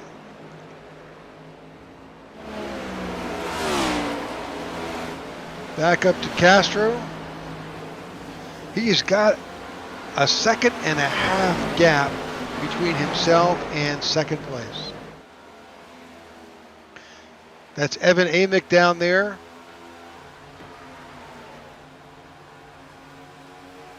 Evan is 1 lap down. Ryan Pittman is on pit road. Ryan Pittman is coming down pit road. Yep, that is one of the leaders making their way down. We got Castro and Slatker still needing to make its way. It looks like Alonzo King is possibly going to come down this time as well. Let's see what Hermes is going to do. Austin Hable, 6 cars now on Hermes, pit road. Here he comes. 25 on pit road. Followed by the 14 of Slagter. So 25 and 14 and Ty Bostic 22 all on pit road.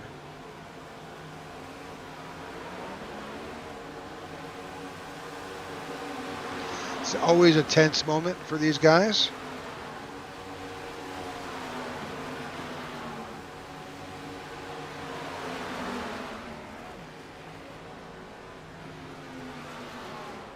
Always. All right, as you can see, that's a 4-tire change for the 25, and the 14 is off, so they'll come in and they'll go out as they came in.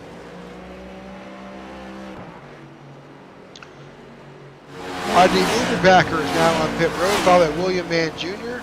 Totally shaking up the chart. We'll see. Pretty much the entire field is. Our telemetry shows you the entire field has made a stop, whether it was lap 97 or here lap 105. We'll see what happens. Now with 54 to go, I expect the pit stop to come down with roughly 20 to 25 laps to go, I'd imagine.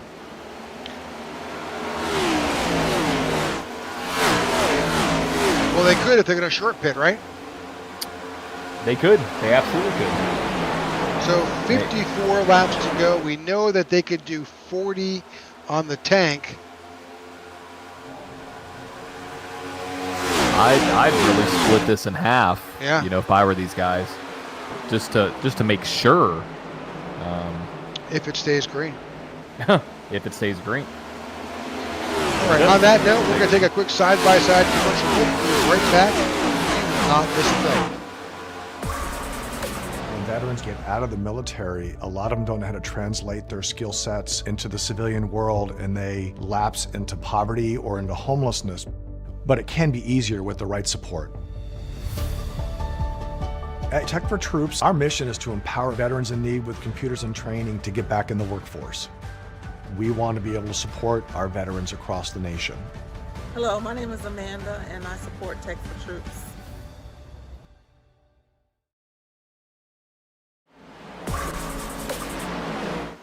All right, welcome back. Lap 109, 52 laps to go here in the Tech4Troops Lone Star 240. Hermes Castro is your leader, followed by Joey Doucette and Christoph Hall in third, Harley Barletta in fourth, Mike Slagter up there in fifth, Ward, Bullard, Pittman, Clayman, and Ogden. That rounds out your top 10. So as John and I were just talking, with just 50 laps or so to go, you know you can do 40, but you can't do 50. So you can either hope to split it or hope for a caution and stretch it out. John indicated his money is on the fact that they will go to lap 136 or so. That's my call. Yep. Now, I think they should split it up right now, just due to what we've seen with this race. The fact of the matter is, tire fall off is not that huge, which means that if you can run 25 laps flat out, run your line, not really care too much about tire wear, then your best bet is go the 25, come in, do a 2-tire or 4-tire stop, and get right back in. And run your fastest. Sure. Why limp along trying to stretch out? Whoa, well, caution's out. Well, you know what? Throw that strategy out the window. It's all going to change. That changes everything. So we've got a yellow out for, I think, Jeff Denis and Maurice Burnett were involved. Let's go back and see what we can see. We're watching the 40 come down. Oh, looks like Jeff is blinking. What happened to the 88? Was he just kind of spun? That's kind of what I see. Let's go back a little bit. We'll just follow. It looks to me like the 40 has some connection issues. He dropped off the track.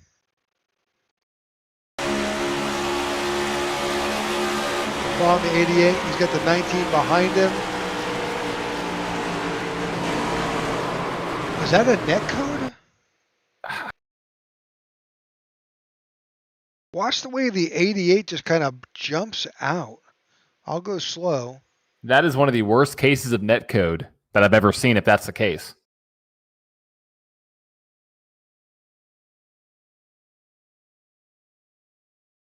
I mean, there's the 40. He blinked for a second. Oh, do you see where the sparks came up there, Rick? Yep. The car basically thought that, or iRacing thought that the 40 was higher up on the track. Yeah. So unfortunately, the contact, the 88, that's iRacing. That's just going to happen. It's unfortunate, but no contact with the 88 from the visual, but clearly iRacing was certain when Jeff Nene's connection issues sorted itself out, that car was going to be right there and in contact with the 88. Sure. All right, we are under our 5th caution of the night. Not too bad so far, knocking wood here. 47 laps to go while we're on during that race and that incident analysis. A number of drivers came down and took tires and fuel. So you had Zach Ward, Castro, Doucette, Hall, Nairn, Barletta, Mann, Harrell, Allen, Amick. In fact, Doucette is in again.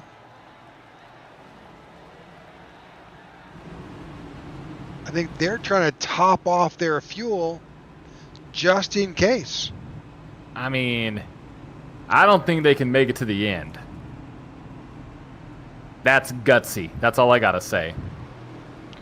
Well, we're at 46 laps to go. We're going to have at least another 2 laps of caution, 48 laps to go. I'm sorry, 44. Where's my minus key? 44 laps to go here. They were just running 40 laps, 42 laps. Could be interesting.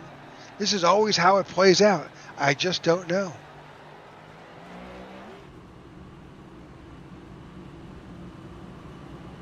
All right, Mike Slagner is up front. Bullard and Pittman are 2 and 3. Clayman is sitting in 4th. Ogden in 5th. Altizer 6th. Uberpacker in 7th. Mark Hanna up to 8th. Marco Berube finds himself in 9th, and Bobby Gibson in 10th. Those guys did not come in. So the top 10, the first 5 rows are on older tires. Some of them significantly.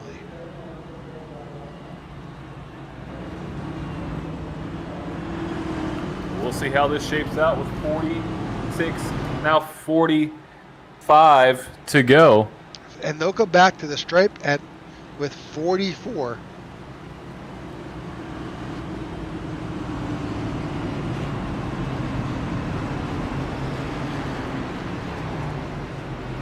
Someone on the Owl's Nest Sim Racing team commented, you want to run it out here so you don't have to take full tank last stop. That makes perfect sense. Possibly just a splash and go for that last stop if necessary. I think some of these guys are betting that they can make it without another stop. They're hoping. I'm right there with you. I mean, if there's another caution, you're right.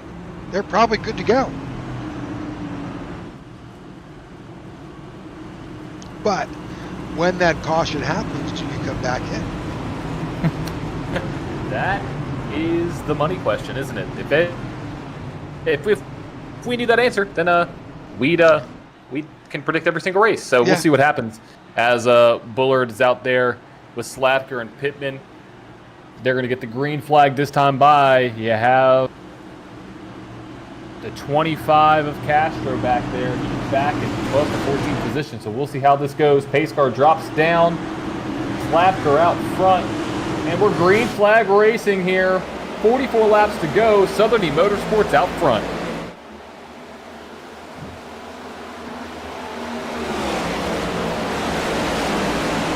Good jump by the 14. He's got that away to Pittman right on his butt. Now, Ryan Pittman chose another strategy. He did not bite into the, I'm going to make a stop now.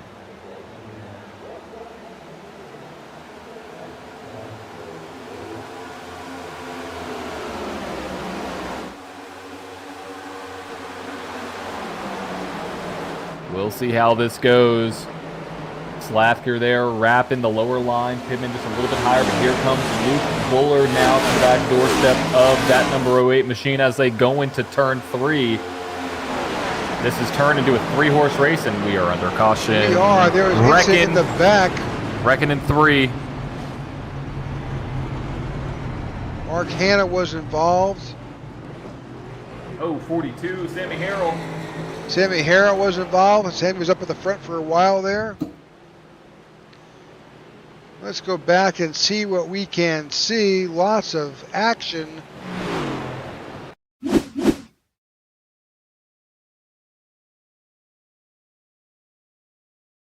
We're watching the 42 and the 27. That's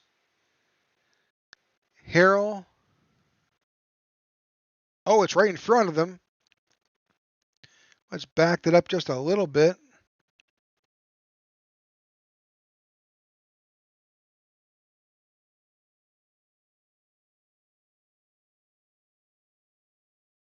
Was that Aaron? Was Castro involved? Oh, no. Oh, yeah. Oh! Castro got doored. Contact, big wreck between the 45. Everybody's on pit road. All right. Okay. Again, this changes up everything. You know, at this point in time, I'd make the argument that you could possibly make it to the end. I believe you can. 40 laps.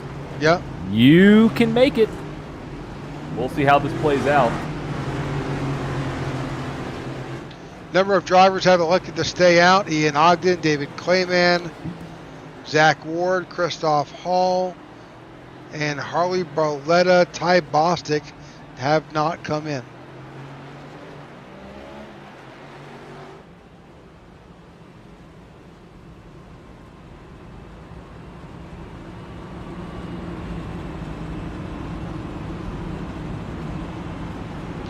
All right, we're going to take another commercial break. I think this is our last break of the evening. After that, we will stay green. Well, we hope.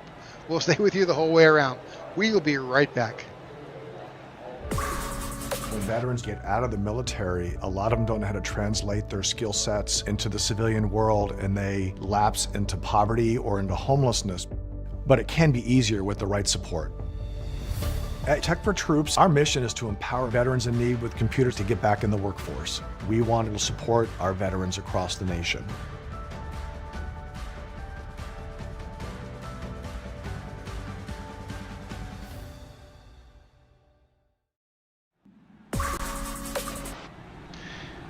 All right, welcome back. Our sixth caution of the night is playing itself out.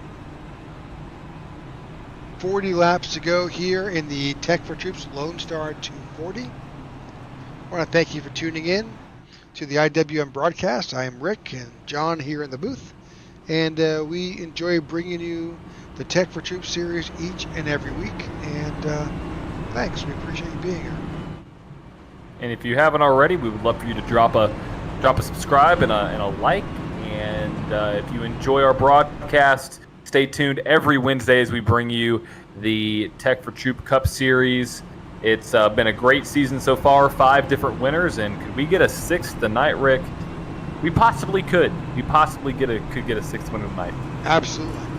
And also stay tuned after the event. We will have all the 3 drivers, top winner, second, and third, in for a quick conversation in the broadcast booth and see what their take is.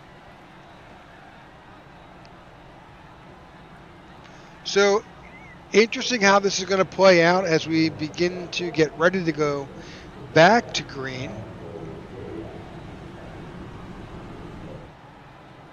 Lights are off on the pace car as these guys are forming up. A number of guys are still in the pits.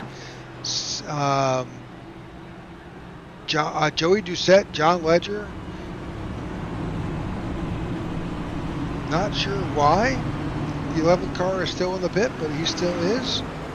But the top 2 guys, Ian Ogden and David Clayman, they're on the oldest set of tires right now. They pitted last on lap 101 and 99, so they're going to need one more stop. Yes, they will, and we'll see how this plays out.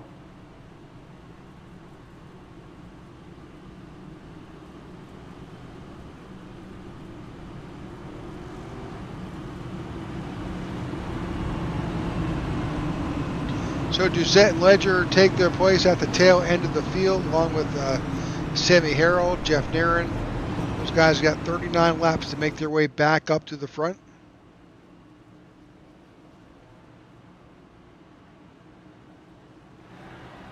And right now, Ogden and Clayman out front. I mean, kind of a brand new front lineup here. First 2 rows, Ogden That 1111 Veteran Project number 21 back out front after trouble. We're green flag racing. Oh. Back. Oh, big stack up. Big Are we going to get a wreck?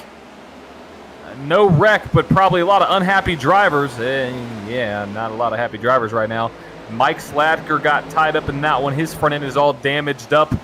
Not what he wanted to see as Ian Ogden drives away. And here we're wrecking. Big wreck. Oh. Christoph Hall in the back. Oh, we're wrecking some more. It's the big one at Texas. You know what they say, go big or go home. And, well, it was a big one, and a lot of them were going home. All right. Well, Bobby Gibson, Grant Altizer, Maurice Burnett, Christoph Hall, all involved in that.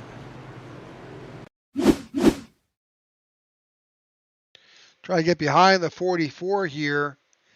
He's got the 17 above him that just comes down, catching his right front. He tags the 26. And that collects the 24, the 22, and himself into the wall. Oh, and there's the 28 of Gibson. And that... Chaos ensues. Yep. I think with just... it's like you're a pinball. Yeah, nothing you can do. Nothing you can do. Nice placement of that light post right there. Isn't it? It is. All right. Well, everything we're telling you doesn't matter anymore. Nope. Typically never does. But, we try to be right. And what we do know is that cautions do breed cautions, and Rick, that may not be the last. A lot of guys on pit road. Pretty much half the field has made their way down, including Hermes Castro has come in. It looks like he just took a splash of gas.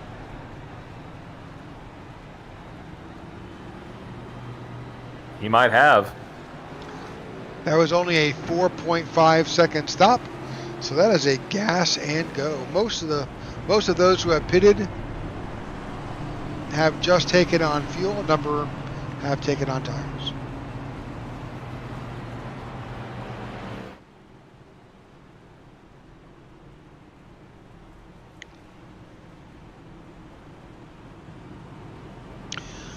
Of a notable bit of information, Joey Doucette, who is at the tail end of the field, has made his way back up to 8th. Wow.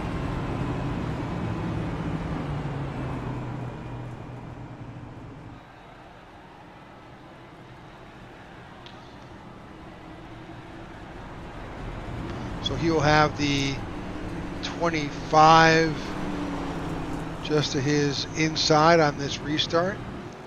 Ian Ogden will be the control car with Zach Ward to the outside. I could be wrong, but I thought that on that restart was a Zach Ward that did not get the may have missed a shift and did not get the jump. I believe that is true, yes. All right, with 35 laps to go, it's become a short track shootout. To say the least, it has. So we'll see how these drivers will fend off possible cautions here down the road. We'll be going back to green with about 33 laps to go. Yeah, they definitely can make it now, Rick, for sure. Oh, yeah.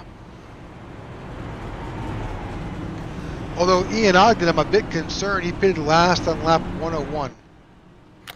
That is a good point. That is a good point. That is something that we could see bite Ian there, but we'll see how this race plays out. Probably going to get the green with 33 to go. Behind him, Zach Ward also pitted on lap 113. It's a little bit different. Harley Barletta, 113. 119 on Pittman. Berube, 120 on William Mann Jr. And then everybody else pitted on lap on this caution.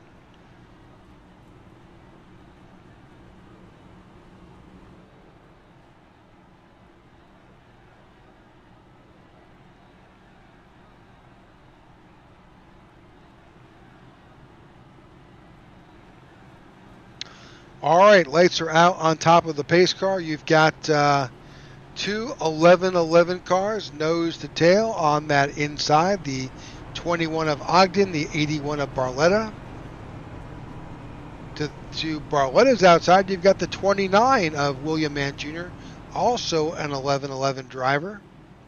So there's a good bit, and not far back, Joey Doucette. So like we saw a lot last year, towards the end, those 11-11 drivers begin to find each other and form a little karetsu, and they're successful. They do. So we'll see how this plays out for those guys. Hopefully it's for the best, and best driver seems to be making its way to the front at the end of the race. That's what it takes to win these races of attrition, and right now that's what it's become for all these drivers. A battle of attrition on track to hoist the trophy. Pretty sure that our buddy there, Hermes Castro, had to use a quick repair after that incident. So, he's on his last life, per se. And so did Mike Slatker there. He had to use a quick repair as well. So pace car dips off. We're coming to 33 to go. Green flag is out and Ogden is off. Much better restart. Yeah, thank goodness. Looks like we got some 3-wide action going on in the middle of the pack here as they dive down into turn 2. Car loose on the bottom. That's the 42 of Sammy Harrell. He's able to save it as Ogden now dives into 3. It's always his first few laps as guys try to find their line again. Fresh tires, full fuel. You got to figure the way around because there's not many laps left. Not many laps left, and you have to make the move. Car sliding way high out of turn 2. Able to keep it off the wall there. They're still 3 wide in the back. Oh, hold on to it. That is the 14 of Slatker and the 3 of Buller. They're trying to make their way back up to the front. We're watching the 14. He's got the 42 of Sammy Harrell in front of him. Even further back behind them, a lot of drama with you got the 3 of Bullard, Baruby the 99, Ledger, Christoph Hall. Guys all battling for position.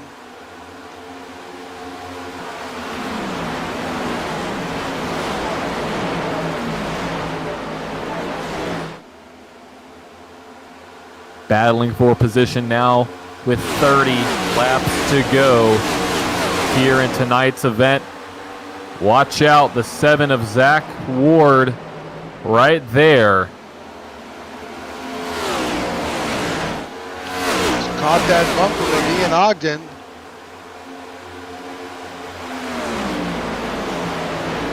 Could we have our 6th different winner of the season in this race? Here comes Zach Ward now to the bottom side of Ogden, battling down into turn 1 we go. What will Ogden do? Will Ogden fight him? He does. Oh, a little close. A little contact. Here we go, coming out of turn 2. The 7 is there. The 7 not clear. Not clear. Still not clear. Pretty close. And clear. Oh, but he's doing a little crossover move on him, I think. Ian's right there to the back doorstep. And we're back to not clear. A very popular segment in our Highline podcast. Don't look now, the 11's trying to get his position away and take over third. Ryan Pittman. Big battles here up front. Big battles all around the track. Coming to 27 to go this time by. It's make it or break it time for a lot of these drivers. And here comes the 8 is loose. The 08 is loose. Lost position, giving it back to the 11 of Doucette, who now finds himself in P3. I think the 08's going to get a run off the corner here. He possibly could get the job done. Still not clear.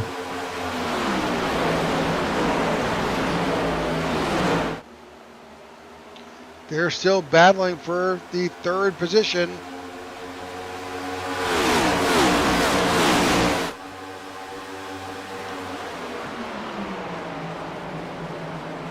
26 laps to go.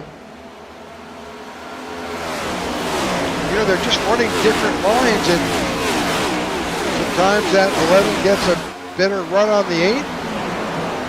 Sometimes the 8 has it, but this time the 11 makes his way around and is now in P3.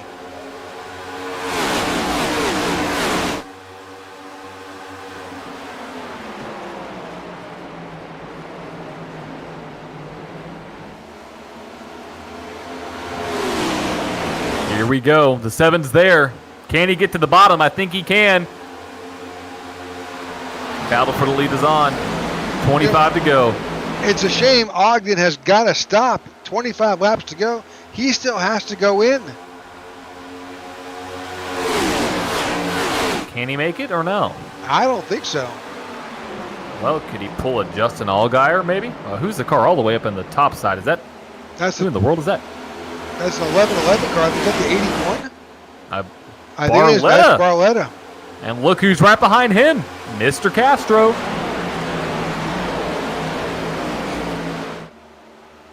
Don't count out Aramis there. Oh, car in the grass. That's Sammy Harrell. Is he going to save it? He's still in the grass. He's still in the grass.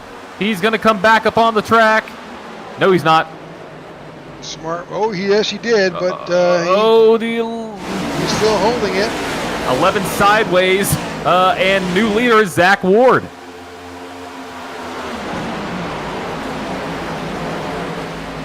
'21 battled for as much as he could, but the 7 of Zach Ward takes over P1. 22 laps to go here in Texas. 22 to go, and here comes the 08. Oh, no contact.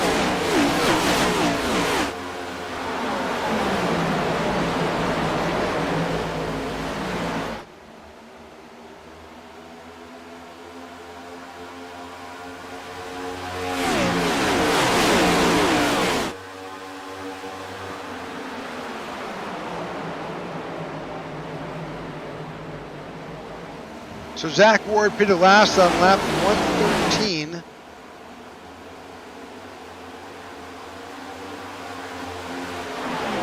We're at lap 139.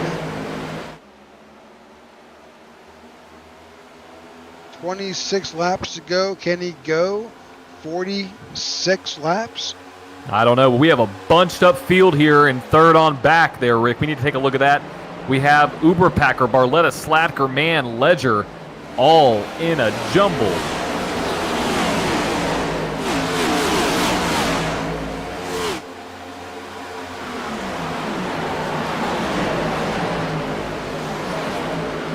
'19 is there. Door to door is that 81 and the 14 of Slagter. Battling for position. 81 goes high, but we've seen him go high. He does get a run, but I mean, with 20 to go, I guess you got to try something. It's working though. It's made him get all the way up into the 6th position. Rodney Uberpacker is what a run for him. Yeah, he started in 24th tonight. Wow. Now up to 5th. Could Uberpacker get his first win here in the Tech4Troops Cup Series? Who knows? And Rick, remind me of the winner last week. Was it Zach Allen? I believe so. Yeah, so Zach Ward, back-to-back Zachs. The Zach attack is on. Well, the number 7 Zach attack, not the number 24 Zach attack. 18 laps now to go. 17 at the line this time. Zach Ward out in front. Don't look too far back. He's blocking the back door. Doucette goes down low. Into turn 3, we got a battle for the lead. The 7's there and the 11's there. 7-Eleven, great gas station. Go get your ices or slushies. The 8 was super loose. The 7 is crowding that 11 down to the bottom of the 11, dives it down. And the 7 gets a little bit loose, which is going to open the door for the 11 to take the lead again.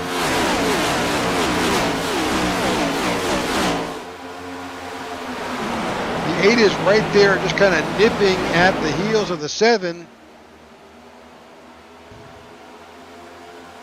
Again, Zach Ward's about 10 lap older tires. Can Joey Doucette bring this home for AJM? Tech4Troops Lone Star 240 could be his. 15 laps to go.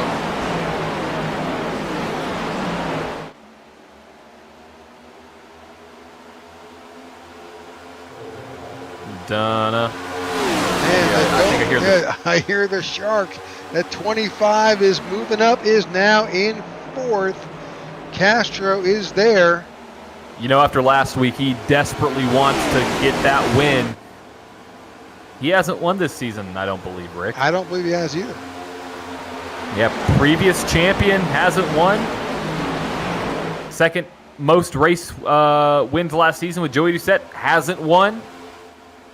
Pittman's won, I believe, right? I'd have to go back and look at the.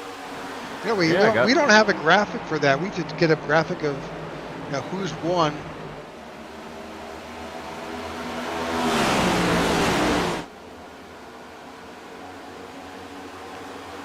Because that really changes up the points. Definitely does.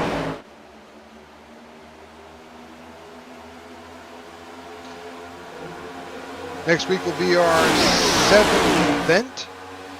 So probably a good time to start looking at the driver standings based on wins and points and do that breakout.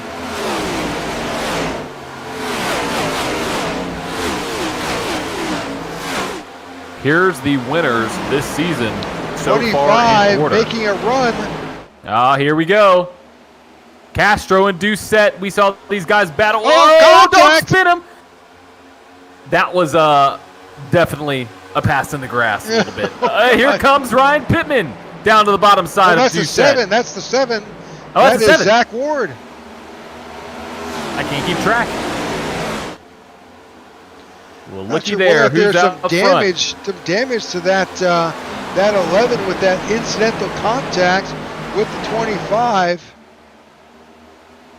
There may be some words. Possible. With 10 to go. The 25 is out front. Oh, and Pittman's right there to the back doorstep. And so is about 5 other cars. The 7 is racing the 11 hard. That's exactly what Castro wants to see in his rearview mirror. The 7's going to close that door, but here comes Ryan Pittman to the outside with the 7 sliding up there. That's going to give the 08 of Pittman a little bit of a draft there. But Rick, 25 of Hermes Castro is checking out. He's a full second ahead. 9 laps to go. Can this stay green? With the way these guys are driving right now, I don't know. I don't know. There's a lot of battling going on. And just to give you a rundown of previous winners, we have Luke Bullard, Harley Barletta, Ty Bostic, Alonzo King, and Zachary Allen. Can Castro add that name to the list? 8 laps to show it. You get that win. This is a playoff-based league. Get that win, you can breathe a little easy. And Castro was so close last week, finishing runner-up. You know, he's not too happy about finishing second after the incredible season he had last year, winning the championship. You know, he wants to get that win. 7 laps to go. Joey Doucette has faded back a bit. He's down to 5th after that early contact with Hermes Castro battling for the lead. Got a slow car coming out of turn 2. Lap car in the middle of the backstretch going into turn 3 right now. Will we get a caution before this race ends? Will we restack them and let them go at it one more time? I'm not sure. 6, Castro laps is to go. checking out. Pittman as well has got distance. Battle now is third with Bullard and Ward. Of course, Bullard has got that challenging connection issue, but right at their heels, as you said, Slagter and Overpacker.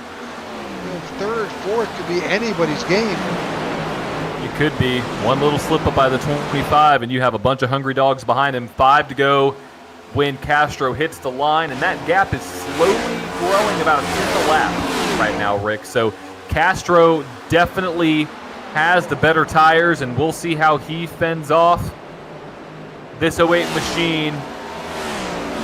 So just to bring it up, we did see that Ian Ogden did finally have to come back down on lap 40. That was 15 laps ago. He just ran out of tires and fuel. Yep, he is now scored in the 21st position, 1 lap down. So he wants to see a caution. Oh, a little bit loose out of Mike Slapker there. Just as a note, there are currently no wins in the books for Owl's Nest Racing. This could be an opportunity to chalk one up if Mr. Castro can hang on with 4 laps to go. Isn't Castro an independent this season? I thought Castro was running by himself. I don't know. I may be wrong. I think there are 2. O&R is broken into 2 groups as far as the teams go. Got I it. think he's still under the umbrella of O&R. I'm sure somebody who's listening from O&R can chime in and tell us if we're correct or barking up the wrong tree. We will see. Right now, coming to 2 to go. The closest battle on the track right now is Pittman and, was Bullard. He disappeared a little bit. 2 laps to go, this time by Hermes Castro. That number 25 machine started on the pole. Got the O&R pole award. A lap and a half away. Can he make it to the start finish? He is on Ghost Racing Team. Ghost Racing Team. There we go. Well, white flag is out for this 25 of Hermes Castro. Ryan Pittman second. Luke Bullard currently showing in third. Luke Bullard way loose as he came out.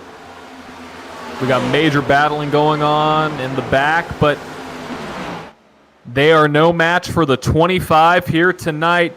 Hermes Castro is your winner of the Tech4Troops Lone Star 240. Ryan Pittman in second, Luke Bullard in third.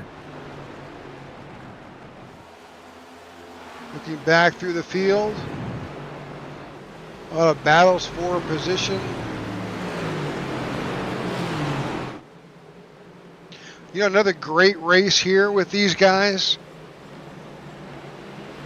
So Ghost Racing Team is in Owl's Nest Racing number 2. So part of that O&R umbrella. So they chalk up their first win of the season with Mr. Castro. What an incredible way to do it here at Texas, going big. And that 25. Going to do some burnouts here. Let's see if we're able to get Hermes. He's over the radio right now. Here he goes. He's cranking that wheel to the right. Back to the left a little bit. And here we go. We're going to see a burnout maybe. Going to grab the flag first.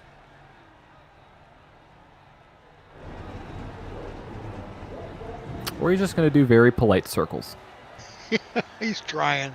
He's trying hard. There we go. There it is. Your winner for tonight's Tech4Troops Lone Star 240. Let's see if we can bring up the final running results here.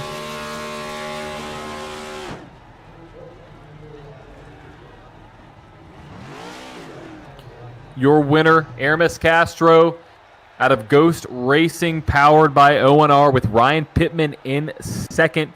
Luke Bullard, another podium. Great spot for him in third, with Mike Slatker, another top 5. in 4th. Joey Doucette in 5th. Great top 5 for him with Rodney Uberpacker in 6th. Ty Bostic in 7th. Harley Barlett up there in 8th. Sammy Harrell, nice recovery there in 9th. And Austin Habel rounds out the top 10. John Ledger in 11th. Christoph Hall in 12th. David Clayman in 13th. Mark Hanna finishes in 14th. Zach Ward in 15th. Marco Berube in 16th. Maurice Burnett finishes in 17th. Jeff Nairn is in 18th. In 19th, you have got Evan Amick, and William Mann Jr. is your top 20. In 21st, you have Ian Ogden, unfortunate there. He had to come down pit road at the last second. Alonzo King Jr. in 22nd, a previous winner as well. Zachary Allen, another previous winner there in 23rd, with Grant Altizer in 24th. David Watts in 25th. Bobby Gibson in 26th. The Donkey Kong Machine of Russell Keats in 27th, with Tyler Peebles in 28th. Matt McComas in 29th. Jeff Nene in 30th. And last but not least, Brandon Redford rounds out. Did he even start the race? Says he's 160 laps down. Yeah, I don't think he was able to start the race. Also, I just want to notice, is there a car going backwards on pit road right now? There just may be. It looks like the 27. That's a 21. That's a 21. The 21.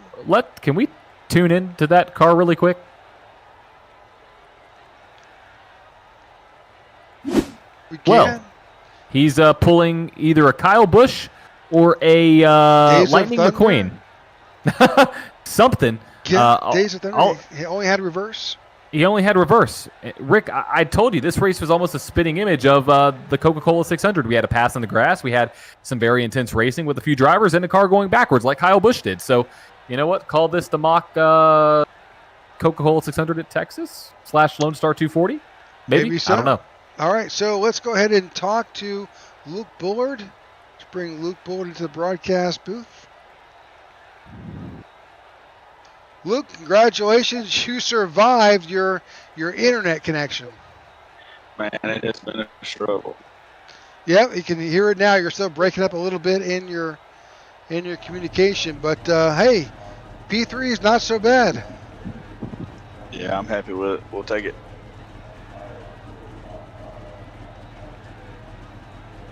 So I'll try and boost your audio here a little bit. Yeah, you were there. We saw you up front a number of times. Your teammate Ty ran Ty Bostic in 7th, so I think that's really a great finish. Jeff Nairn finished in 18th, so a good showing by NB2. Yeah, pretty solid. Just trying to keep at those team championship points. All right, any shout-outs tonight? Shout out to the family. Appreciate you guys. Well, we appreciate you. So hang on, we're going to bring Mr. Ryan Pittman in. Ryan, congratulations on your P2 finish. Yes, sir. How y'all doing? We're doing great. Good showing here in the Lone Star 240. Yeah, that was fun. Texas can be fun. So it's a lot of fun to drive. It is, and we saw you out front a lot. You were out front there for a good portion of the race. Run us through kind of how you felt your car performed there, whether it was a short one or long run. Wow, been a long night. And we saw some cars get loose out of 4, a little loose out of 2. What did you experience out there? Yeah, the main times you really got like loose out of 4 was like running that high line, and then as soon as it kind of, because a lot of people know like Texas has that transition where it has banking, and then right there on the exit it just turns flat. So when you're up there having a lot of wheel in it, because it was the car was a little tight in the center, so leads you to want to kind of crank a lot of wheel in it, and as soon as you'd hit that flat it just want to step out on you. And then in 2 it was like, especially if you tried to downshift in there, I saw a lot of people trying to downshift. I did that a lot, especially as the tires were on. And once you're in that 4th gear, trying to just beg the throttle to just kind of grip up a little bit, it was really hard to kind of keep it under you, and off that exit without losing too much and burning off the right rear. So that made it a lot of fun, but it was good. It was fun. All right, any shout-outs tonight? Oh, give a shout-out to my teammates. Sean wasn't able to make it tonight, but he wanted to say something. He said, go win this thing for Bob Pockris. It's an inside joke, but he said, win this one for Bob Pockris. Yeah. but he'll get it. But no, he wasn't able to make it tonight. And Tyler, he's still struggling with some connection issues. He dropped out about halfway through or something. So, but shout out to him and Hermaz for wheeling it, man. Never underestimate that dude, I tell you. Well, speaking of Hermaz Castro, he now joins us in the broadcast booth. There you have it. There's your win. Yeah, guys. Congratulations. Glad to be back in the front row again. Exactly. Been yeah. a long time. Exactly. We feel like it's been forever. I mean, last season you swept an entire round of the playoffs. You had many wins, and this season we were wondering, okay, when is Castro going to get up there? When is Doucette going to get up there? And lo and behold, it was a battle between really all of you all tonight. So run us through your race. We saw you get collected in some things. You drop back. Your typical strategy. Run through how you wanted this race to go and your strategy. Speechless, man. I don't know. I can't think right now, but I finally start in the pole. That was a good choice by me at Texas, and I lead a few laps. Let Ryan Pittman lead a few laps because I let him, and then and I started saving my stuff like at the beginning of the run. Like the late afternoon, but there wasn't enough tire fall-off, so I lost like 20 position. Well, I was back there where I belong anyway, so then I started coming back. I wasn't saving at all, and I started doing fourth gear in 1 and 2, and I guess I had like better speed off the corner because people were getting tight there. And yeah, I got caught in the wreck because I pitted and I went back to the pack. I got caught in a wreck, but luckily I got the meatball and I got the fast repair in, and it was hard to pass because you only could pass on the inside, but sometimes you could pass on the outside if you have enough tire wear that are good on your right front. So like I did on Ryan every day. There were a few late stage cautions that came out that certainly was timely and helped you all get back up to the front. I know there was a little bit of contact as you were battling up at the front there. Oh yeah, me and Joey, we race very close and tight, and we don't really have much of a contact race. But right there, it was pushing the limit, and I guess I thought I was going to spin out in the grass, but I think I did the Lightning McQueen thing, and I saved my race.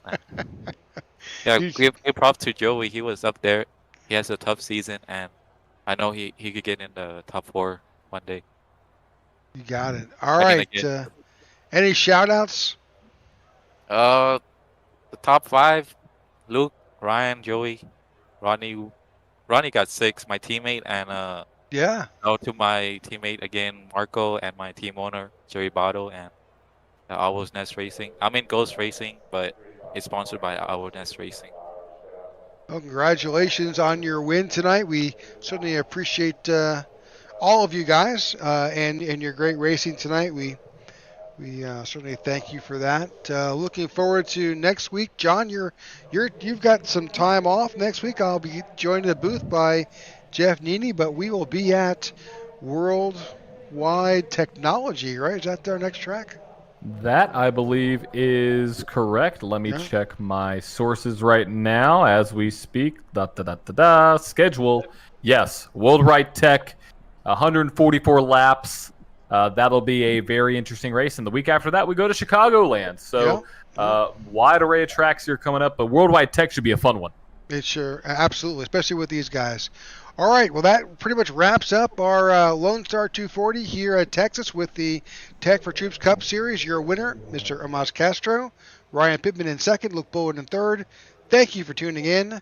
We are here each and every week, and we couldn't do it without you guys tuning in and watching. So thanks again, and have a great night. Thank you. Good night, all.